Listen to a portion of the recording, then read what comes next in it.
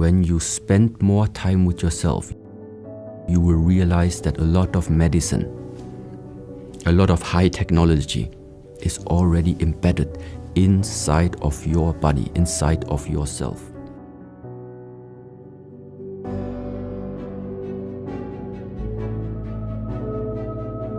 With our thoughts, we create the world. This is one of the quite powerful sentences in the Buddhist teachings. So what does it mean? With our thoughts, we create the world. When you are able to impact your thoughts, when you are able to adjust your thoughts, you are able to adjust the world. This is what it means. So why do many Buddhist monks, why do many temples spend so much time meditating, sitting meditation? Because in the sitting meditation, one of the reasons is there is not much physical activity that you are able to witness on the outside. The body is still, the eyes are closed, normally it's quiet around, there's nothing to listen to, there is no smell, there's nothing to smell, and nobody's touching you, there's no feeling. So after sitting for quite some time, how do you still actually know that you have this body? Well, you don't. You just don't. But it's still out of question that you are still having some type of perception about yourself, that you are like still existing, yes? But it is not body related.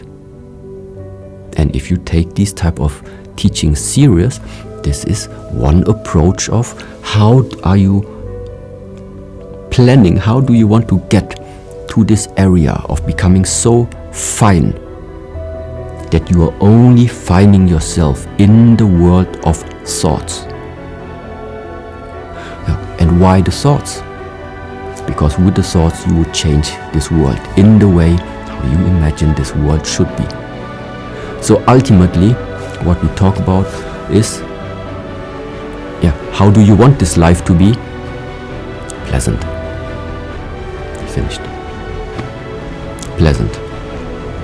This is what we all are looking for, and which I really think is regardless of which culture, which part of the world, there is not even an animal, not if you ask them, choose, what do you want, a pleasant life or a life of suffering? Choose.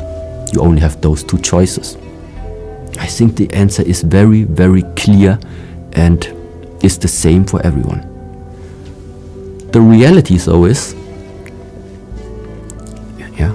we 8 billion people, we know what we want, but we are not able to easily achieve it.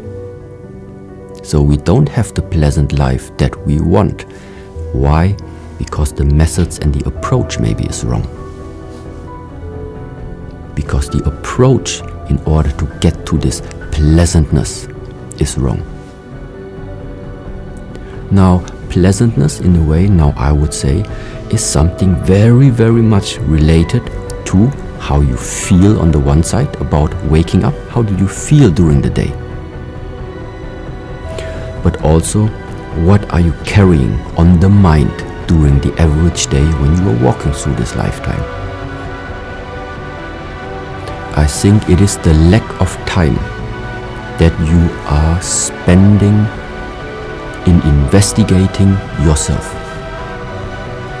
Meaning, too many things nowadays are outsourced. You are outsourcing maybe your happiness to outside circumstances. You are outsourcing your health to outside circumstances. So you are outsourcing a lot of things where we think, but they should belong into your hands. It is like a trend that many things are outwards oriented, but which is very normal. This is what we say. In the morning when you wake up, it is something very, very natural that is happening, that you open up the eyes, you get out of the bed, and so then it starts to be normal that you are interested in what's going on out there. which means you look at the mobile phone, you look at the television, you look outside, you listen to things that are around you. That means awareness is naturally driven outwards of you in the moment where we wake up. So it's natural. This is the natural state. Like I said, if you don't pay attention, it's getting out of you.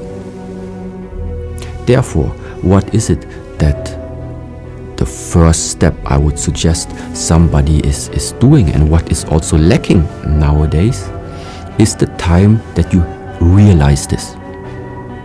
To just realize one part of human existence, is it that our awareness is naturally being driven outwards. So, in order to create the balance, what we do with all the different types of methods is to regulate this.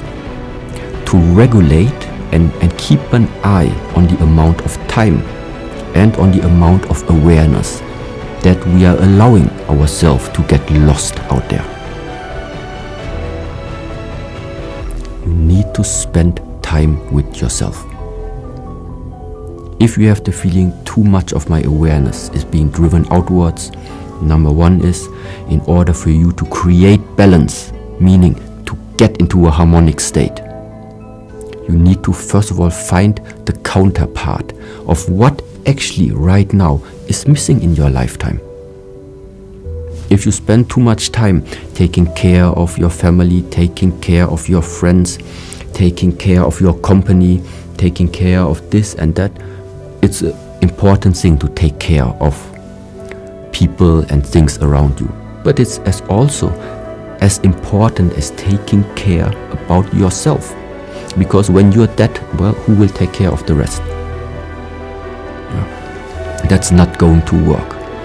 And at the same time, once you have fixed everything that you feel for yourself is an issue and was hindering you, when you are able to fix this first of all for yourself, you will become a much, much greater rock where people are able to hold on to than when you are someone who still hasn't been able to fix your own difficulties in lifetime and problems.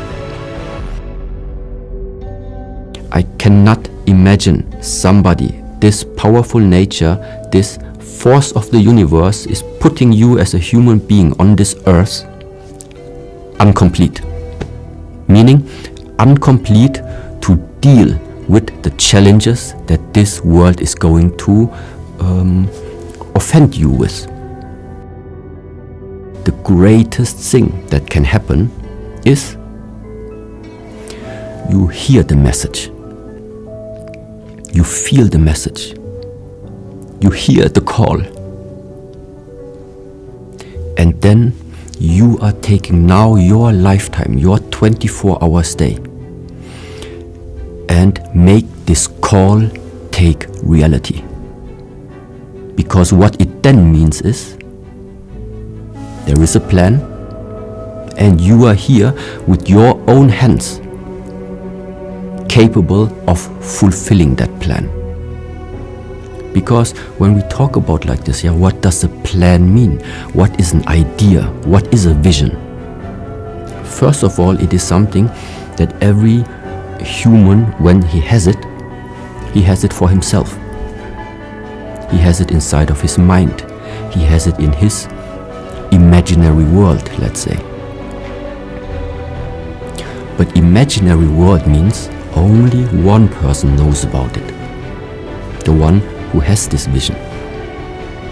And therefore now, if you want to contribute something to this earth, to this world, I think the challenge is to bring something from this imaginary world that only one person has, to make it start and take form.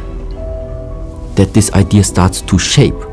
Because only when it takes a form, only when it starts to shape, then it enters into the world where more people now can touch it, can see it, can feel it. So it's always about an idea which has no form yet. But we humans, this is the nice part where in Asia we say, or in the Shaolin Temple, is the Tian Ren Di, the heaven, man, earth. Heaven, man, earth, which means the human is between heaven and earth. He's like the middleman between heaven and earth. From the heaven, he sometimes receives something, but only he has it. And now, what is he doing? Because he's in the middle, he brings this idea, this vision, boom, onto the earth and manifests it. Makes it real, for people to touch it, to see it.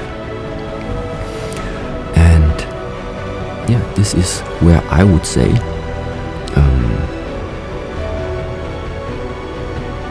this is for me one of the greatest things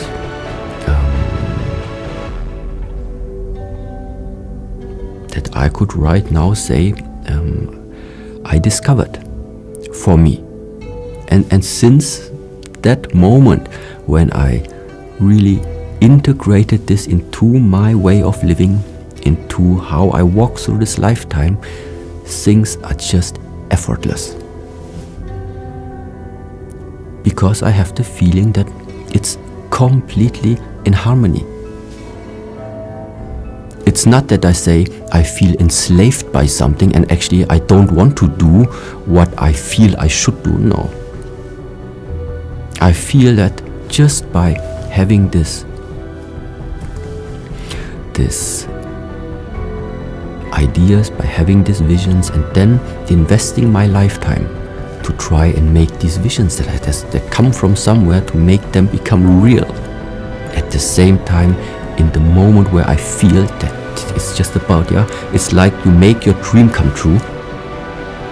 It's like a wrong movie, It's like you write your own movie. Like this it feels. And it is so effortless.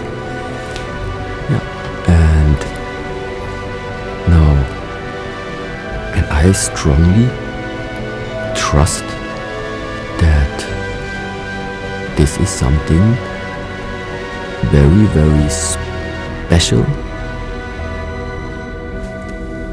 that everyone is able to tap into. That is the important part. That is the very, very important part.